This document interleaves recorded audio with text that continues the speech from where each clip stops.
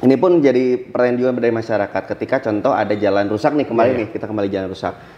Ini lapornya harus kemana nih? Apakah DM ke Pak Gubernur? Jalan Cimencrang yang notabene Kota Bandung punya. Kota Bandung tidak punya kekuatan anggaran untuk bisa membebaskan tanah. Pemerintah provinsi juga tidak bisa membebaskan tanah dengan bantuan keuangan, dengan anggaran yang provinsi yang bukan status jalannya. Nah, akhirnya kita mencoba bagaimana berkolaborasi.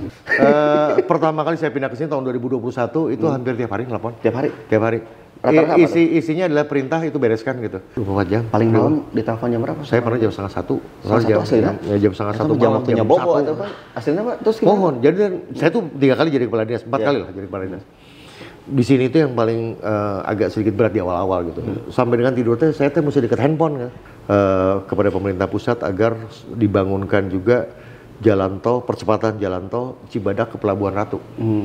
Yang terus-terusan macet gitu, itu potensi wisata yang luar biasa gitu ya. Yeah.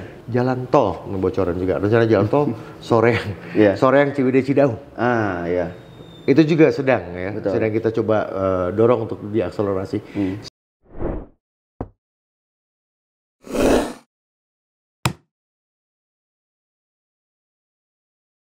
Bismillahirrahmanirrahim. Assalamualaikum warahmatullahi wabarakatuh, pendengar PRFM dan juga warga Jawa Barat dimanapun Anda berada. Tentunya dalam podcast catatan PRFM dengan tema besar Jabar Juara, apakah sudah benar program yang dijalankan oleh Gubernur Jawa Barat Ridwan Kamil dan juga Wakil Gubernur Jawa Barat Ruzanul Ulum sudah nyata, terasa dan terbukti. Ini akan coba terus kita gali dan sesuai request ya dari para netizen. Dan juga mungkin masyarakat yang meminta update terkait masalah jalan dan juga mungkin penataan ruang. Kita akan coba langsung berbincang. Alhamdulillah sudah di samping saya dengan tema progres jalan juara di Jawa Barat. Apakah jalan di Jawa Barat sudah juara begitu kan, dan juga memuaskan terutama masyarakat ya yang mobilitas kemana-mana, dan juga kita akan coba dalami juga seperti apa mungkin perbedaan jalan provinsi, kota, kabupaten dan nasional. Kita akan coba bedah di sini bersama Kepala Dinas Bina Marga dan Penataan Ruang Provinsi Jawa Barat, Insinyur Bambang Tirto Yuliono MM, yang sudah berada di samping saya. Alhamdulillah. Kang Abeng, kita sapa Kang Abeng aja biar santai ya. Siap Kang Abeng. Baik, Kang Abeng mungkin bisa dijelaskan nih berkaitan dengan tugas dan fungsi Bina Marga dan Penataan Ruang, apalagi kan kita tahu juga nih Pak Gubernur gitu kan pasti punya atensi lebih nih, perhatian lebih untuk masalah Bina Marga dan Penataan Ruang. Mungkin bisa dijelaskan dulu Pak, apa sih pesan ketika ya sering ngobrol dengan Pak Gubernur gitu kan, pesan yang terkadang dititik beratkan kepada Dinas Bina Marga dan Penataan Ruang, Pak Kang Abeng. Siap, Nun Kang Ewok. Assalamualaikum warahmatullahi wabarakatuh, para pemirsa PRFM. Memang pada saat Pak RK ya, Pak Ridwan Kamil Gubernur dan Pak Ruzanul Ulum, beliau dinyatakan menang pada saat itu begitu. Beliau mempunyai tugas adalah membuat dan menerjemahkan visi dan misi. Betul. Pada saat kampanye dulu gitu ya. Nah, itu dituangkan di dalam dokumen perencanaan ya RPJMD, Rencana Pembangunan Jangka Menengah Daerah 2018-2023. Satu di antaranya adalah infrastruktur, satu di antaranya. Nah, infrastruktur itu ada 2 pengampu sebetulnya. Betul. Ya. Maaf, 4 ya. Jadi Dinas Bina Marga, kemudian juga Dinas Sumber Daya Air, Kang Ewok ya. Dinas Permukiman dan Perumahan dan Permukiman, dan juga Dinas Perhubungan. Jadi ada 4 dinas pengampu yang memastikan bahwa infrastruktur di Jawa Barat itu bisa terlaksana dengan baik lah kira-kira. Nah, target-target itu ada di dalam RPJMD, ya. Kang Ewok ya. Jadi bagaimana target kemantapan jalan, bagaimana target aksesibilitas air bersih misalkan yang ada di perumahan dan permukiman, bagaimana tentang akses irigasi misalkan ya, bagaimana tentang kondisi lalu lintas dengan bangunan pelengkap jalannya misalkan di Dinas Perhubungan. Nah, satu di antaranya adalah tugasnya Dinas Bina Marga. Nah, Dinas Bina Marga punya tugas itu bukan hanya untuk urusan kebinamargaan, jadi jalan dan jembatan yang merupakan kewenangan provinsi, tapi juga memastikan bahwa tata ruang ya, karena tata ruang adalah bagian dari tugas pokok. Tata ruang yang ada di Jawa Barat ini bagaimana bisa memastikan investasi dan pembangunan yang ada di Jawa Barat itu betul-betul bisa direncanakan dan bisa dikendalikan, kira-kira seperti itu. Nah, dua hal ini yang memang menjadi tugasnya Dinas Bina Marga. Nah, bicara soal infrastruktur jalan. Jadi kalau misalkan kita bandingkan ngewoknya yang ada di Jawa Barat ini, jalan itu sebetulnya ada 3 berdasarkan kepada statusnya, Kang.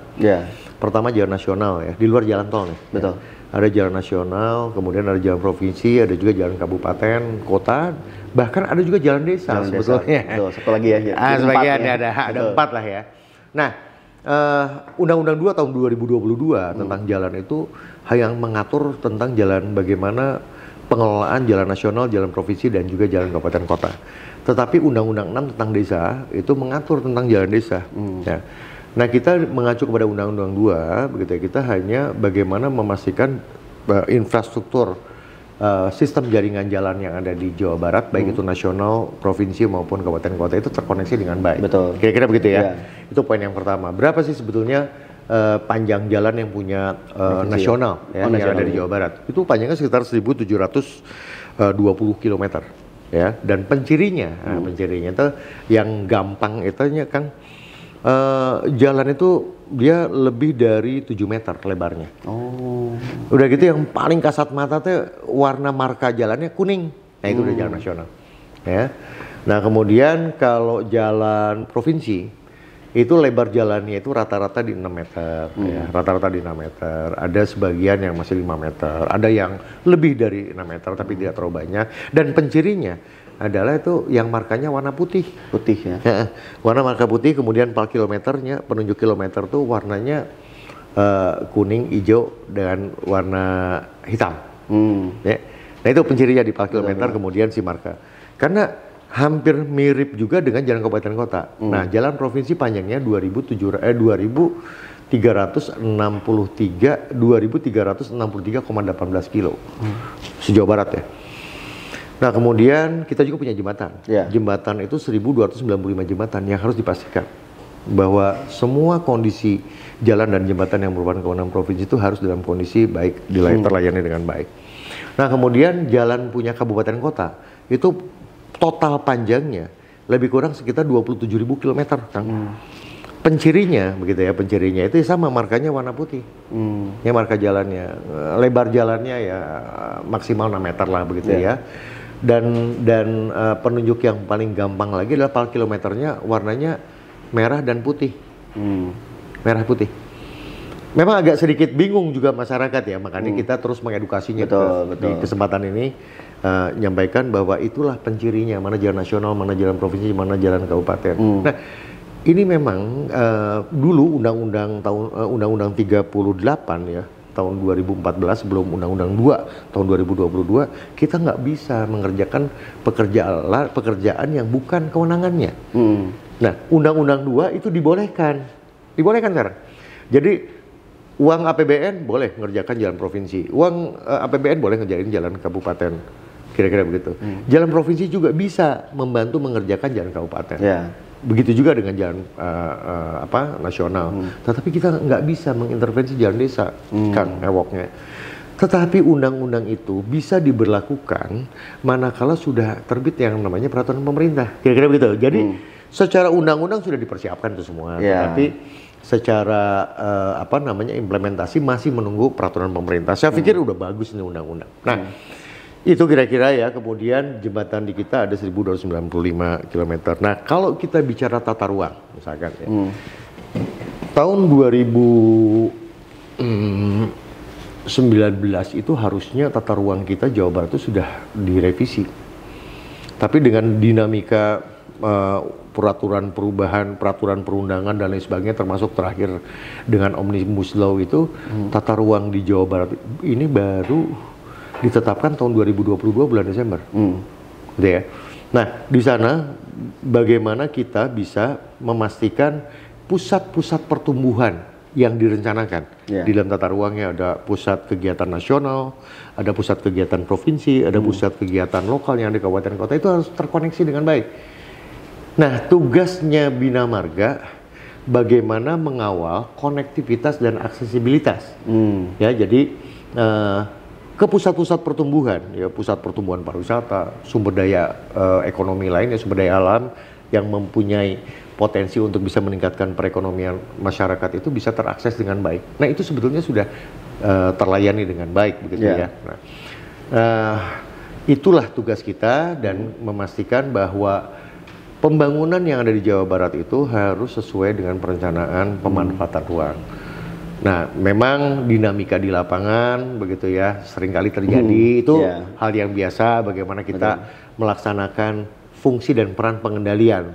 Selain itu, kita juga harus mampu melakukan fungsi pembinaan dan fasilitasi kepada kabupaten kota.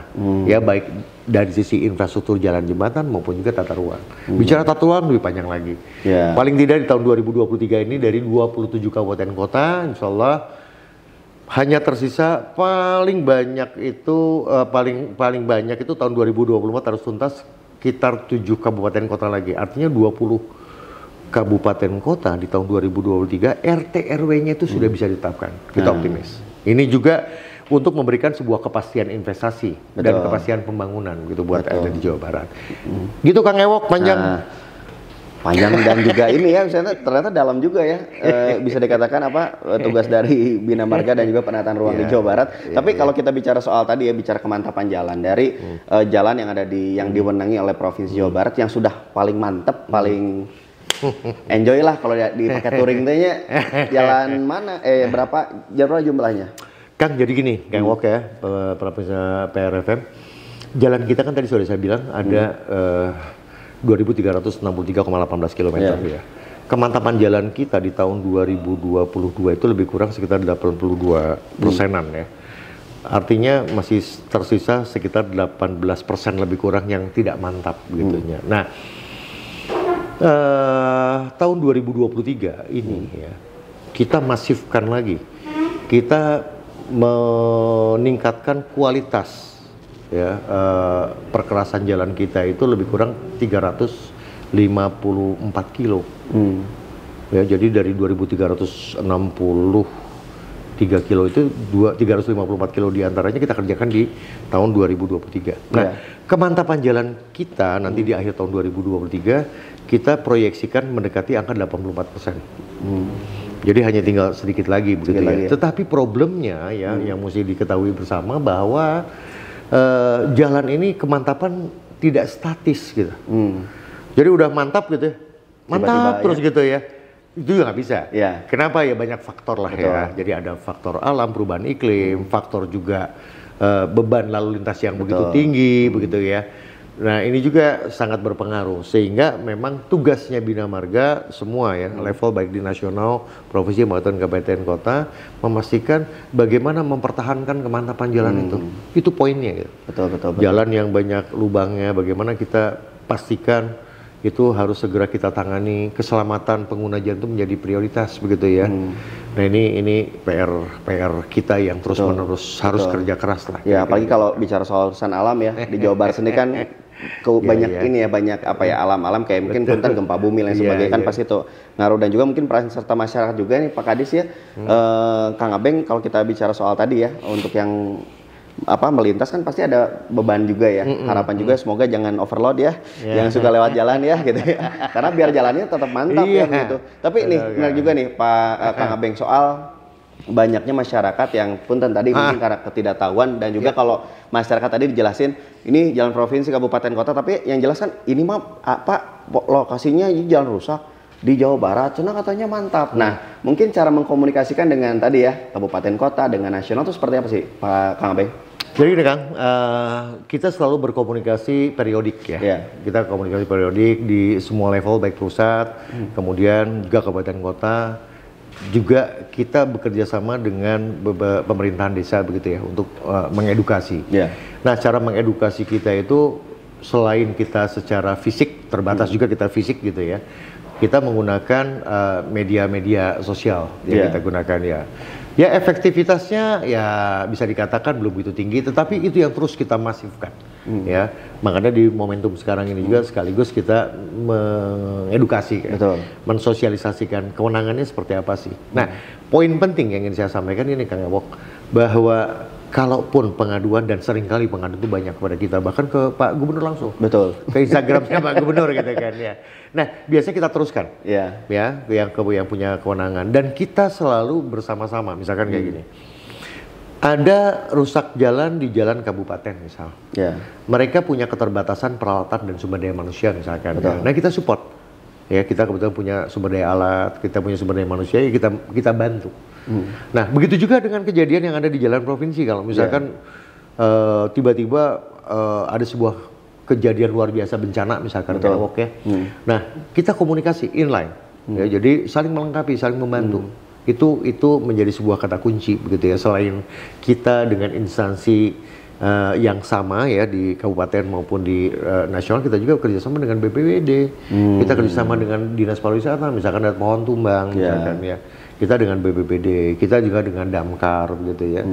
Ya, poin pentingnya adalah kolaborasi dan komunikasi. Betul. Kira-kira gitu Kang Ewok. Itu yang kerap disampaikan sama Pak Gubernur ya. Nah, itu kolaborasi apa sih? ABCGM. ABCGM ya. ABCGM. A-nya tuh akademisi, B-nya tuh birokrasi, G-nya tuh komunitas, G-nya government ya. M-nya media ya. Media. Gitu ya. Ini manifestasi dari ABCGM nih. Ya, sekarang ini.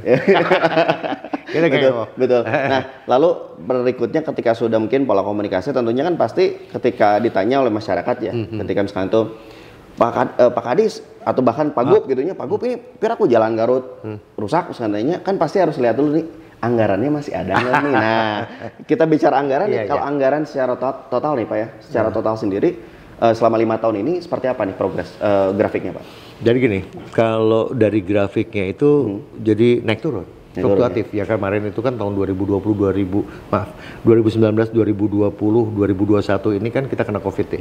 Itu di luar prediksi ya. Idealnya sebetulnya dengan panjang jalan kita, idealnya itu panjang jalan dan jumlah jembatan di Provinsi Jawa Barat itu kisarannya sekitar 800 sampai 900 miliar. Karena kenapa begitu ya? Kita bicara jalan saja. Jalan kita rata-rata jalan yang memang konstruksi dari perkerasannya itu fleksibel itu dengan hot mix lah kira-kira begitu. Dan itu direncanakan dari awal itu untuk umurnya 10 tahun. Dari awal itu memang didesain untuk 10 tahun. Didesain untuk 10 tahun dengan safety factornya itu tertentu begitu ya, 1,3, 1,2, 1,3an begitu. Itu diperuntukkan untuk bisa menampung beban yang terbatas gitu. Yang tadi ada kelebihan muat yang lewat begitu ya. Yang itu di luar kendali kita begitu ya. Nah, itu adalah salah satu faktor juga mengapa adanya percepatan kerusakan jalan. Ya kan gitu. Nah, umur teknis yang kita punya ya, umur teknis jalan itu 73% diantaranya dari panjang 2360-an kilo itu sudah lewat dari umur teknis. Secara teori, Kang Ewoknya, kalau misalkan udah lewat dari umur teknis, harusnya kita bongkar, kita rekonstruksi namanya. Problemnya, anggaran lagi. 1 kilometer ya, dengan lebarnya 5 meter saja rata-rata itu butuh sekitar 10 sampai dengan 13 miliar 1 kilometer untuk kita bongkar. Ya. Estimasi kita kalau misalkan 73% dari 2.360-an ya 19 triliun ya. Sebenarnya nggak akan mungkin. Sehingga upaya kita bagaimana kita mengoptimalkan sumber anggaran yang ada. Ya. Nah, akhirnya saya coba sampaikan ya, tahun 2019 kita dapat anggaran 517,4 miliar. Nah, ini untuk kita bisa tangani 148 kilo. Ya, kemudian tahun 2020 menurun 128,5 miliar gitu, untuk bisa menanganinya hanya 22 kilo. Hanya 22 kilo. Kenapa? Ya untuk rekonstruksi. Betul. Kemudian tahun 2021 agak naik dikit nih. Agak naik lagi. Kenapa bisa naik? Ya karena kita dapat pinjaman dari PEN ya. 380,5 miliar yang kita tangani lebih kurang sekitar 61 kilo. Kemudian tahun 2022 agak stabil lagi, naik lagi trennya. Agak naik lagi. Lebih kurang sekitar 404 miliar ya. Untuk menangani jalan lebih kurang sekitar 120 kilo. Kemudian tahun 2023 kita naik lagi 756 miliar ya, untuk bisa menangani 354 kilo. Jadi secara akumulatif ya, dari tahun 2019 sampai tahun 2023 kira-kira sekitar 708 kilo yang sudah bisa kita tangani. Artinya dengan penanganan yang bisa kita rekonstruksi juga kita perbaikan struktur. Bisa nambah umur 3 tahun paling tidak. Betul. Bisa nambah umur 3 tahun. Nah itulah inovasi yang kita lakukan. Ya, selain kita juga merawat secara rutin. Jadi kita punya sumber daya peralatan, kita punya sumber daya manusia juga. Lebih kurang sekitar 2.400 orang ya, yang tersebar di sepanjang jalan provinsi itu yang siap didaya gunakan setiap hari untuk menyelesaikan persoalan jalan. Tercatat oleh kita ya tahun 2021 saja. Maaf. Ya 2021. Itu ada 37.000 lubang kira-kira di sepanjang jalan provinsi. Dan itu sudah tercatatnya itu udah pakai spasial, pakai by system. Jadi saya mudah kontrolnya. Gitu ya. Nah, itu harus ditangani. Ya, sekarang itu ya lubang masih terjadi, tetapi kita masifkan begitu ya, masifkan penanganan. Ada lubang tangani, ada lubang tangani, kira-kira begitu ya. Poin pentingnya kita ingin mencoba dan harus dan juga berkewajiban memastikan bahwa pengguna jalan ini harus selamat, begitu ya. Satu diantaranya kerusakan perkerasan jalan dan juga jembatan itu diminimalisir. Gitu Kang Ewok. Jadi anggaran kita akumulatif ya selama 5 tahun itu 764 miliar ya, yang bisa kita tangani 708 kilometer. Yang kira-kira seperti itu. Dan yang lainnya kita kerjakan pakai rutin. Satu lagi nih yang saya sampaikan. Tapi kita punya poin juga nih pemirsa bahwa kita bisa membangun 3 flyover. Oleh anggaran kita ya. Jadi kita punya flyover di Kota Bandung ya, di Jalan Jakarta sama Jalan Laswi. Itu kan lumayan tuh. Di perkotaan bisa mengurai kemacetan. Kemudian tahun 2022 kemarin kita membangun underpass. Ya, underpass di Depok. Ya, Depok. Itu juga lumayan bisa mengurai kemacetan di Margonda di Wisartika. Lumayan tuh. Kemudian dengan bantuan keuangan juga Cimahi juga ya? Cimahi betul. Lebih Gajah ya, kita juga bukan akses ya. Maaf jadi 4 ya. Kemudian Cimahi itu dengan skema bantuan keuangan kayak Ewok. Ya ke kota Cimahi itu kita bangunkan underpass. Flyover Kopo nih. Nah, ini juga yang di Jalan Soekarno-Hatta. Itu juga sama. Tuh Pak, ada orang Kopo tuh Pak. Jadi kita bareng-bareng kolaborasi tuh. Iya kan? Kolaborasi kan. Jadi kita kolaborasi dengan pemerintah pusat ya. Bagaimana yuk bareng-bareng gitu. Mereka ingin bantu juga oleh pemerintah daerah. Itu adalah komitmen kita. Kita sedang menggagas juga ingin bagaimana membangun flyover di Samsat Soekarno-Hatta. Ya itu juga kan luar biasa tuh, macetnya luar biasa. Nah ini kita rudat Pak itu. Wah rudat bisa kan. Kenapa ada saya ditinggal dinya. Nah berarti merasakan ya gitu ya. Jadi luar biasa. Fenomena kemacetan di perkotaan itu luar biasa. Jadi ini tugas kolaborasi. Tidak mungkin saya pikir ya pemerintah daerah bisa menangani. Tidak mungkin juga pemerintah pusat akan menangani kalau misalkan tidak ada permintaan keinginan dari daerah. Ini menjadi kata kunci kan. Karena hidup harus saling ya. Saling. Silih. Silih. Tapi semoga Pak di kemudian hari tidak ada rek pusing lagi yang bikin pusing ya. Karena kita pun tidak berharap kan adanya pandemi dan sebagainya, tapi kita berharap semoga semuanya aman dan lancar. Tapi nanti kita lanjutkan lagi, Kang Abeng, karena banyak hal yang akan kita coba tanyakan, mulai dari tadi ya berkaitan dengan mungkin di Jawa Barat sendiri lebih cocok hot mix atau beton. Lalu juga soal Masjid Al Jabar nih, apakah aksesnya banyak yang nanya pasti ini, apalagi kan ini suatu bisa dikatakan mahakarya ya dari pendahulu-pendahulu kita, dan alhamdulillah diselesaikan oleh Kang Emil. Banyak yang nanya juga aksesnya kumaha nih Kang Emil Pagup gitu kan. Kita coba tanya, kita akan coba dalami, tapi kita break dulu Pak Kang Abeng, soalnya ini ada teh Jawa Barat dan juga kopi Jawa Barat ya. Untuk menghangatkan suasana di sekarang akhir pekan ya, mungkin nanti tayangnya di awal pekan. Tetap bersama kami di PRFM, tentunya dalam podcast Catatan PRFM edisi Jabar Juara. Apakah benar sudah nyata, terbukti dan terasa? Tetap bersama kami di PRFM. Alhamdulillah setelah kita tadi rehat ya, menikmati teh Jawa Barat dan juga kopi Jawa Barat. Terima kasih Kang Abeng. Kita akan coba lanjutkan, karena ini kalau ngomongin jalan itu kan seperti jalan ya, panjang ya. Mau bisa pondok gitu kan, tapi kita maksimalkan lah untuk biar masyarakat juga paham gitu kan, dan tentunya banyak hal yang tentunya perlu diperdalam. Mungkin sebelum kita ngomongin Aljabar lain sebagainya, Kang Abeng, berkaitan dengan apa? Dengan tadi ya, bagaimana pemerintah Provinsi Jawa Barat yang dikomandoi oleh Kang Ridwan Kamil dan juga Pak Ruzanul Ulum ini bisa mempercepat. Karena kan tentunya pemerintah entah itu pusat pasti kan punya semacam program jangka panjang juga, perencanaan jangka panjang yang sudah mungkin disampaikan ke publik juga. Nah, bagaimana cara mempercepat? Mungkin ada beberapa contoh nih, Kang Abeng? Siap Kang Ewok. Jadi saya pikir luar biasa nih kepemimpinan Pak Gubernur Ridwan Kamil dan Pak UU ini luar biasa. Beliau punya sebuah pemikiran yang memang di luar kebiasaan birokrasi gitu ya. Kalau misalkan bicara infrastruktur jalan hanya mengandalkan kepada anggaran pemerintah, saya pikir nggak akan bisa accelerate, nggak akan bisa percepatan begitu ya. Betul, memang kalau Undang-Undang 23 begitu ya tentang pemerintahan daerah menyatakan bahwa jalan itu adalah infrastruktur, pelayanan merupakan pelayanan dasar wajib.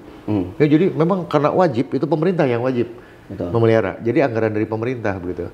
Tapi keterbatasan anggaran, ya, karena keterbatasan anggaran, mereka berdua, Pak Gubernur dan Wakil Gubernur ini membuat sebuah terobosan bagaimana mengajak investasi dan lain sebagainya untuk bisa bareng-bareng. Salah satu contoh diantaranya Kang ya, bagaimana kita bisa meminta begitu ya, meminta pemerintah pusat untuk lebih banyak menangani jalan yang merupakan kewenangannya begitu ya di Jawa Barat misalkan.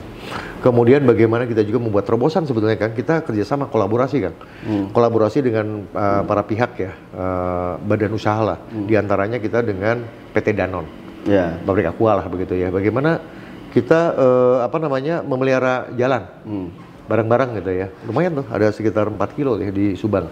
Ya. Kemudian kita kerjasama juga dengan pabrik semen Jawa misalkan ya, semen Sukabumi ya, yang ada di Sukabumi itu ada sekitar 13 kilo gitu ya.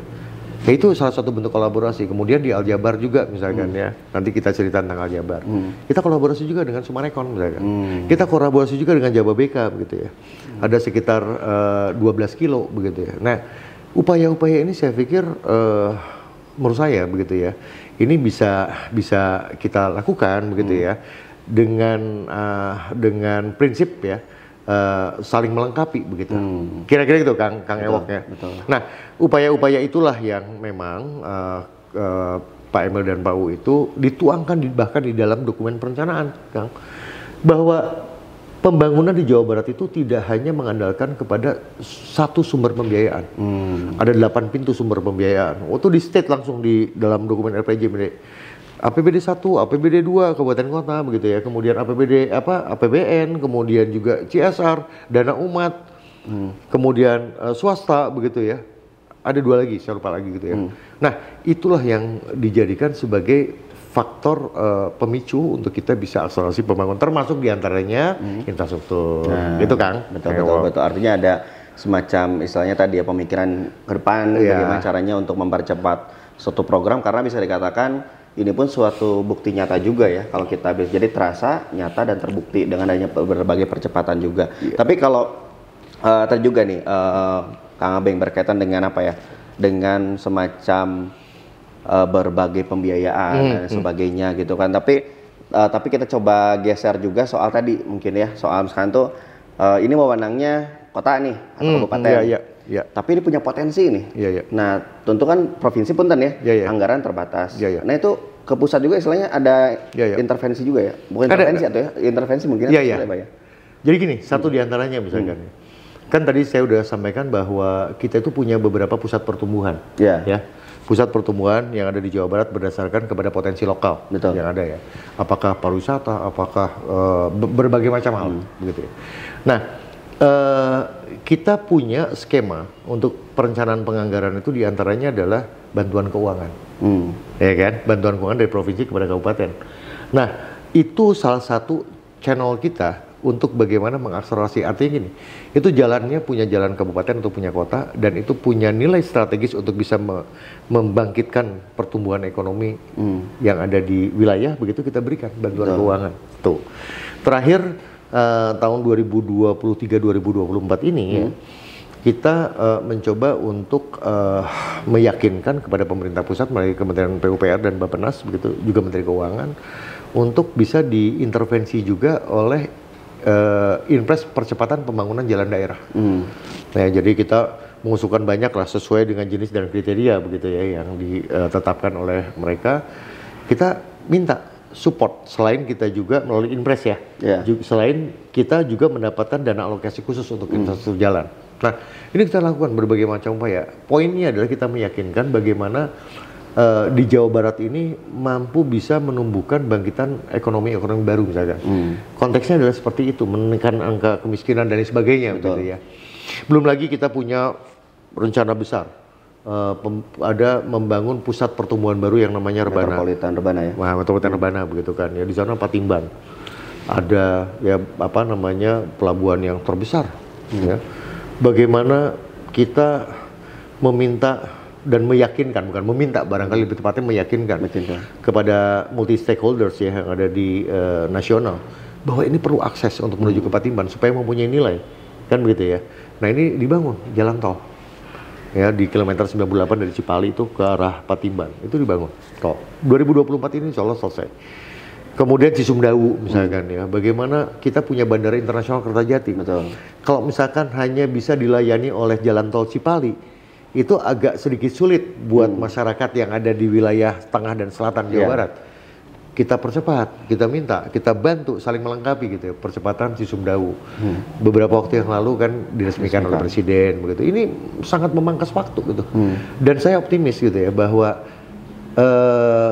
infrastruktur jalan ini sangat mempengaruhi dan besar pengaruhnya terhadap rencana pertumbuhan, membangkitkan pertumbuhan ekonomi baru.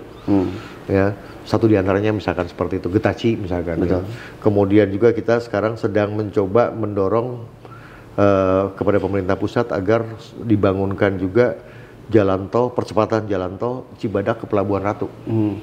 Yang terus-terusan macet gitu, itu potensi wisata yang luar biasa gitu ya. Itu mudah-mudahan tahun 2025 ini sudah, 2024 ini udah bisa dimulai lah pembahasan tanahnya.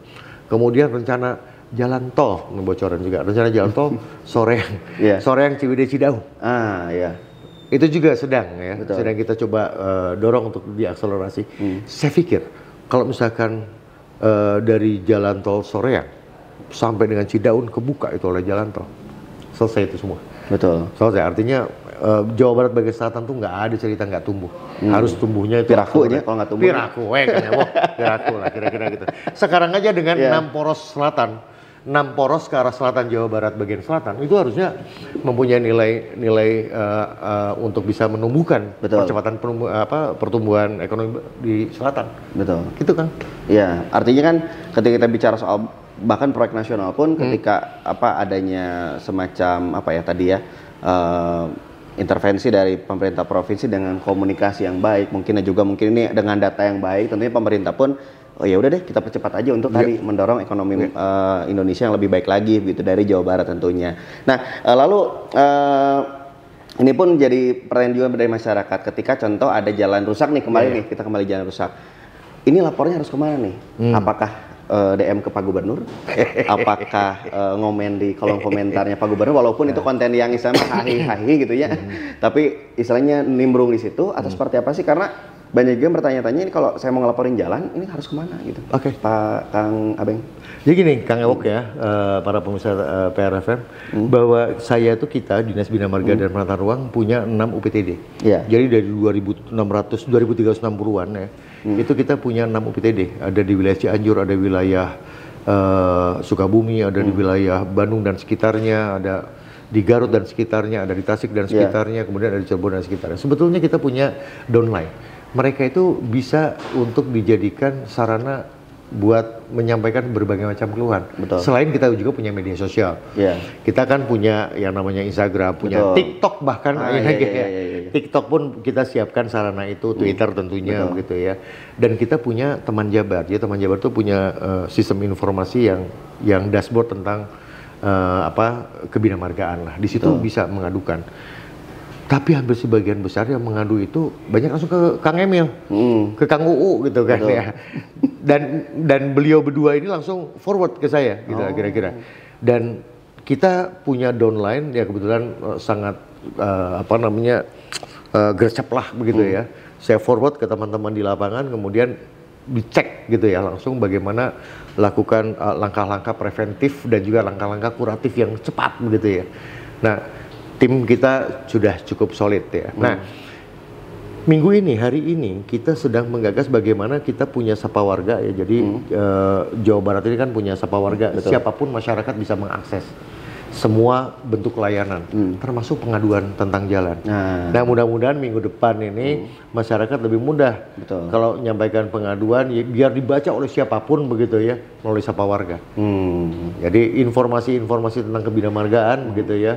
Bagaimana kita menyampaikan informasi tentang kerusakan jalan, bagaimana ketidakpuasan masyarakat ke kita begitu, ke pemerintah provinsi ya bisa melalui Sapa Warga. Betul. Jadi itu sangat terbuka ya. Terbuka. Dan ya saya jadi ingat juga UPTD 4 tuh Sugar apa nggak salah ya? 4 ya, Sugar ya. 4 ya Sumedang Garut. Sugar. Jadi itu yang sering kita tektokan, apalagi kan waktu zaman ini ya. Zaman apa namanya tuh? Mudik balik kan itu kan paling sorot, tapi alhamdulillah juga setelah kita komunikasi banyak update dari teman-teman Sugar ya. Tepuk tangan dong. Ya, untuk teman-teman Sugar dan juga teman-teman yang lain juga ya. Cuman yang paling diingat itu Sugar, Pak. Sugar ya? Sumedang Garut ya? Sumedang Garut karena ya, rumah dedinya gitu. Rumah dedinya gitu. Baik, tapi Kang Abeng nih lanjut berkaitan dengan banyak pertanyaan dari masyarakat juga. Ketika contohnya Kang Abeng memutuskan untuk jalan A menggunakan hot mix, jalan B menggunakan beton. Nah, perbedaannya dan yang paling cocok tuh apa sih sebenarnya? Dan juga anggaran ya, biayanya yang paling relatif terjangkau dan juga tahan lama tuh gimana sih? Jadi gini, konsep awalnya yang sederhana bahwa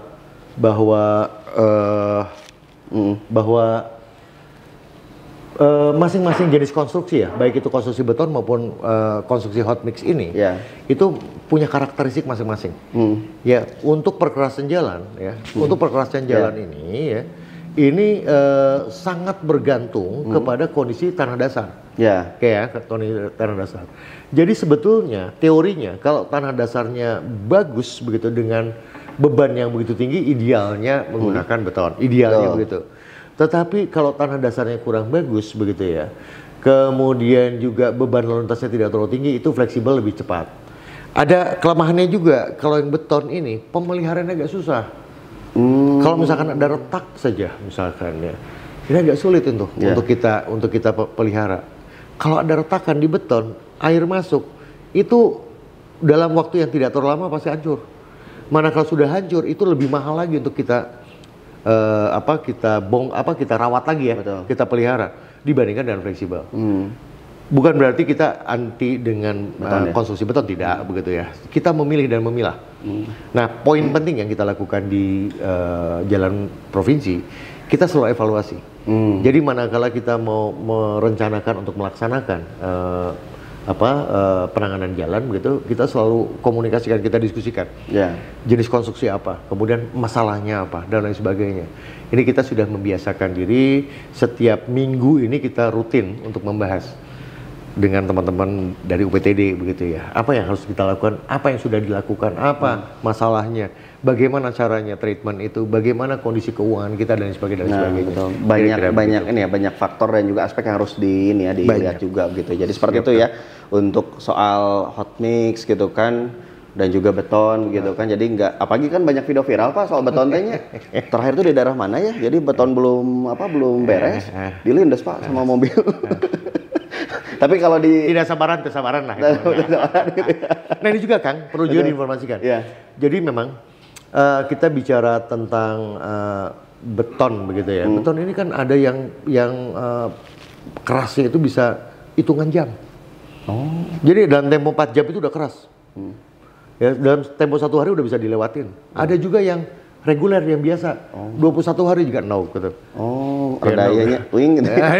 Nah itu yang viral kemarin kan di mana tuh, di Lampung itu kan ya. Betul ya. Di Lampung. Nah itu juga dia karena pakai betonnya yang kualitasnya regular lah begitu ya. 21 hari dia baru bisa dilewatin. Kemudian setelah selesai dicor ini kan mesti di maintenance ya. Mesti diseborku air dan lain sebagainya ini juga menjadi sebuah pertimbangan supaya memastikan bahwa kualitasnya ini bisa memenuhi dengan rencana kita, rencana awal. Gitulah Kang Ewok ya kira-kira. Betul. Jadi bisa dikatakan ya seperti itu ya, banyaklah aspek yang harus dinilai. Lalu Kita bergeser ke salah satu isu yang seksi ya, asik. Yang nggak panas juga sih, biasa aja sih sebenarnya. Tapi ini salah satu mahakarya yang alhamdulillah diselesaikan di zamannya Pak Gubernur Ridwan Kamil dan juga Pak Ruzanul Ulum tentang berkaitan dengan persoalan ya dengan proyek Masjid Al Jabar. Iya, iya. Di tengah kondisi yang memang luar biasa, Al Jabar suatu mahakarya yang luar biasa, alhamdulillah dari beberapa gubernur sebelumnya kan sudah direncanakan juga gitu kan. Nah, yang jadi pertanyaan dari masyarakat gitu kan, netizen tiap hari Sabtu dan Minggu Pak terutama itu adalah masalah akses macet Pak. Aku mah apa update Kang Abeng? Saya harus cerita dulu berarti awalnya gitu ya. Kita nggak dongeng lagi ya? Nggak dongeng lagi, udah nggak dongeng lagi. Betul. Jadi gini Kang Oke, para pemirsa PRFM, bahwa menurut saya zaman Gubernur Pak Ahmad Heriawan, saya pikir punya gagasan yang menurut saya luar biasa. Kenapa kok harus dipilih di Gede Bage? Itu juga sebuah pilihan yang sangat amat luar biasa. Jadi pada saat itu Kota Bandung ya, yang kebetulan arsitek itu Pak Ridwan Kamil ya, jadi wali kota begitu. Ini mereka punya passion dan punya rencana besar bahwa Bandung Selatan ini akan dijadikan pusat pertumbuhan baru, metropolitan baru. Betul. Bandung Teknopolis gitu kan ya. Bahwa di sana itu perlu juga yang namanya wisata tempat beribadah tetapi punya nilai wisata gitu. Wisata religi ya. Wisata religi lah lebih tepatnya begitu ya. Nah, 2015-an pada saat itu Pak Aher punya gagasan, kemudian ditangkap oleh Pak Ridwan Kamil, kebalik bahkan ya. Pak Ridwan Kamil sebagai arsitek, sebagai birokrat, sebagai kepala daerah di Kota Bandung gitu, punya gagasan disampaikan ke Pak Ahmad Heriawan, gubernur, dan kemudian bersepakatlah untuk membangun di sana. Ada hal yang di luar dugaan katanya begitu ya, menurut sejarah, bahwa tidak menduga bakalan sehebat ini. Bahkan diakui di internasional bahwa Masjid Raya Al Jabar ini sangat luar biasa ini ya. Internasional saja udah mengakui. Itu kira-kira begitu. Nanti bicara kemacetan terakhir. Betul, siap. Bicara kemacetan terakhir. Nah, bagaimana dengan keterbatasan anggaran keuangan kita? Ingin bisa mewujudkan itu sejak 2015 sampai dengan 2022. Tuntas 2022. Nah, sungguh effort yang sangat amat luar biasa ya dari semua pihak, termasuk masyarakat Kota Bandung, masyarakat Jawa Barat. 26,2 hektar itu tanah harus dibebaskan. Nggak punya duit, bertahap. Desainnya sudah ada, oret-oretan Pak Emil sebagai arsitek itu sudah dibuat gitu ya. Bagaimana beliau sudah merencanakan dari awal ada taman tematik. Betul. Bagaimana bangunan masjidnya itu mempunyai nilai-nilai sejarah keislaman dengan ukuran 99 kali 99 meter bangunan masjidnya itu yang mencerminkan Asmaul Husna. Bagaimana membangun 4 minaret yang tingginya itu harus 99 meter begitu ya di 4 sudut begitu ya. Bagaimana ingin membuat sirip yang jumlah sirip-sirip atap gitu ya, yang kayak sisik ikan yang jumlahnya hampir sekitar 6.136 yang punya nilai juga. Mengapa harus 6.136 menurut saya? Menurut saya itu sebuah mahakarya yang hitung-hitungannya luar biasa.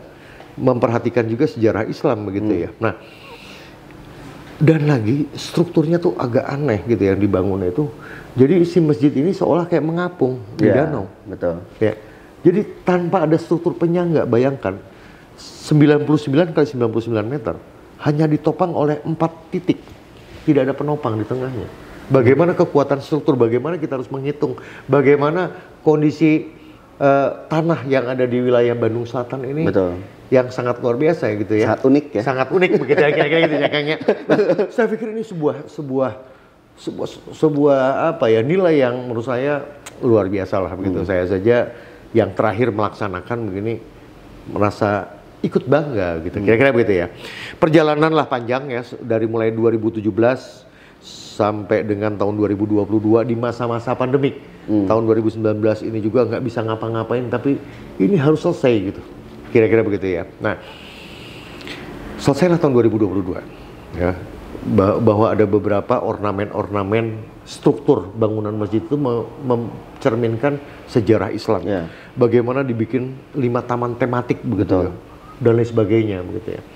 Bahkan waktu itu Pak Emil sebagai arsitek itu merencanakan itu open space terbuka. buat masyarakat siapapun boleh gitu masuk gitu. Padahal di sana sudah direncanakan juga bagaimana menyiapkan Ma'raj dan museum sejarah Islam Nabi Muhammad begitu ya, yang semuanya futuristik, digital semuanya. Nah ini juga menjadi sebuah fenomena manakala setelah selesai diresmikan tahun 2022 lalu. Nah ini problem ya, animo masyarakat bukan hanya saja kota Bandung, dari luar kota Bandung, bahkan luar Jawa bahkan Barat, luar Jawa, bahkan luar negeri gitu ya, itu datang ke sana di luar ekspektasi kita. Memang di luar ya? Kita. Di luar ekspektasi dari di luar ekspektasi kita. Jadi daya tampungnya itu bisa menampung 60.000 orang, itu hanya waktu tertentu. Kira-kira begitu ya. Nah, pada saat menjelang peresmian, ini aksesibilitas ini juga menjadi sebuah persoalan. Bukan tidak kita rencanakan, sudah kita rencanakan dari awal. Tetapi lagi-lagi kendala itu kan juga ada. Termasuk diantaranya adalah penganggaran.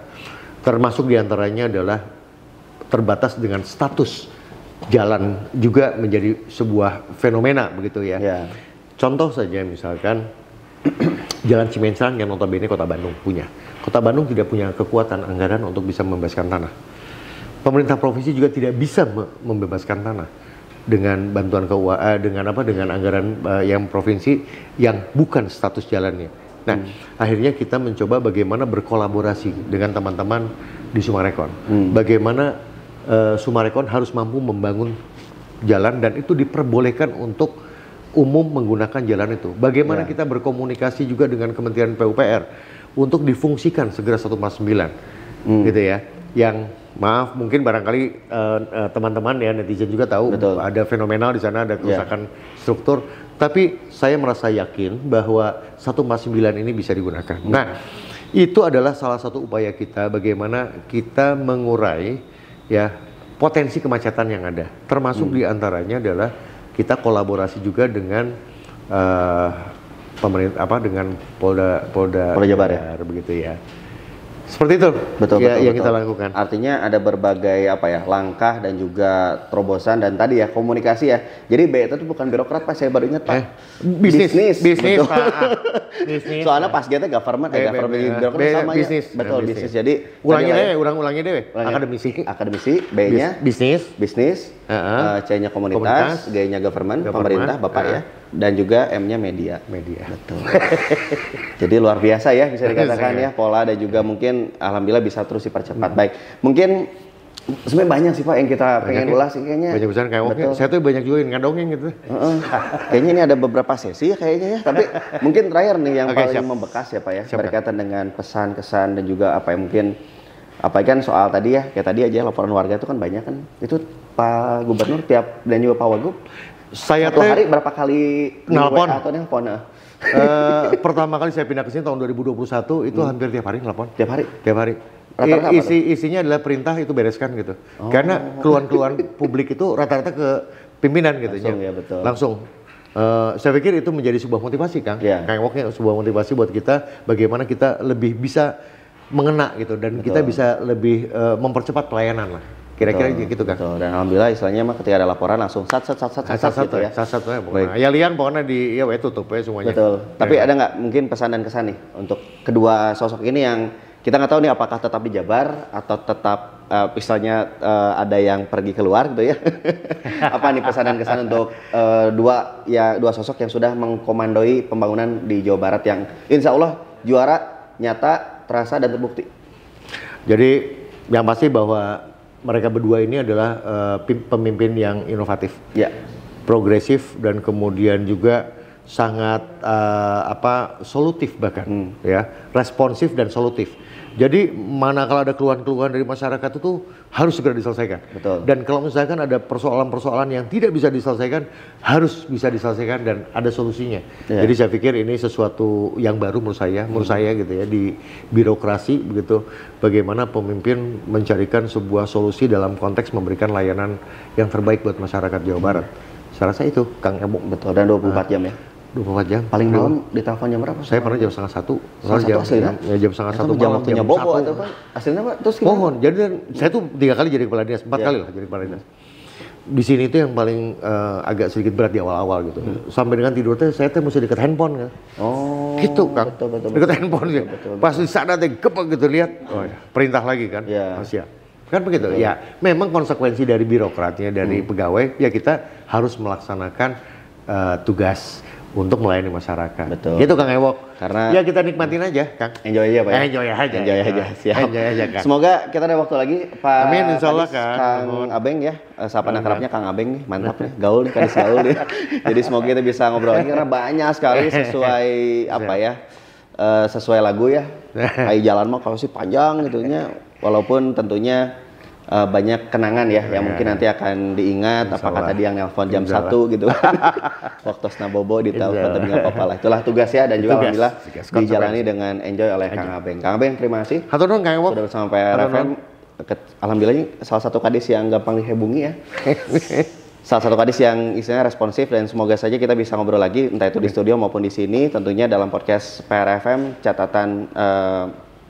podcast catatan PRFM edisi Jabar Juara. Apakah benar, nyata, terbukti, dan terasa? Kita akan terus simak dan juga berbagai konten lainnya. Dan juga Anda sebagai warga Jawa Barat juga mungkin yang punya istilahnya, Kang coba angkat ini ya dari sektor lain, mangga bisa tulis di kolom komentar, atau misalkan Kang lanjutkan part 2 misalnya sarang Kang Abeng, siap, mangga. Pokoknya mah tulis aja di kolom komentar. Semoga pesan dan juga mungkin informasi ini bisa bermanfaat ya. Karena dalam mewujudkan Jabar Juara tidak hanya keberhasilan Ridwan Kamil atau Ruzanul Ulum saja, tapi merupakan keberhasilan dari semua pihak termasuk dari masyarakat. Tadi tanya akademisi, bisnis, komunitas, government, pemerintah, dan juga media. Demikian mungkin, Samad Fauzi mengucapkan terima kasih dan sampai jumpa di lain kesempatan. Assalamualaikum warahmatullahi wabarakatuh. Waalaikumsalam warahmatullahi wabarakatuh.